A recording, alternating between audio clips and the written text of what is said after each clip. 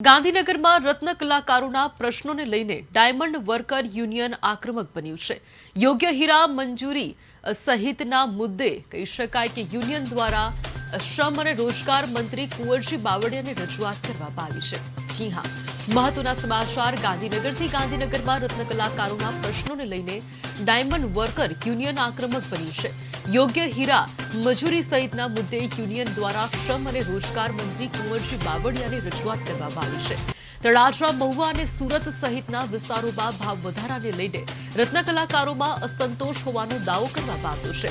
હડતાલ છતાં તંત્ર દ્વારા યોગ્ય કાર્યવાહી ન થતી હોવાના આક્ષેપ સાથે સરકાર અને માલિકોની મિલીભગતના પણ ગંભીર આક્ષેપો કરવામાં આવ્યા છે।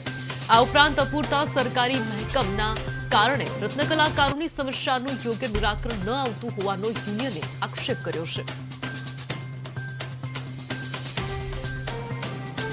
એનું મુખ્ય કારણ એ છે કે કામદારો પોતાના અધિકારોની માંગણી કરી રહ્યા છે। કામદારો બંધારણીય રીતે પોતાનો ભાવ વધારો માંગી રહ્યા છે, ત્યારે આ મોંઘવારીની અંદર ટકી રહેવા માટે, પોતાના પરિવારનું ગુજરાન ચલાવવા માટે આજે સંઘર્ષ કરી રહ્યા છે। તો સરકાર એને સહયોગ આપે અને એવું ના બને કે જે કામદારો હડતાલમાં જોડાય છે એને રોજગારી ગુમાવવી પડે। આનું પણ ધ્યાન સરકારે રાખવું પડશે। એટલે આજે અમે ગાંધીનગર ખાતે આ તમામ રજૂઆતોને લઈને અમે આવ્યા છીએ।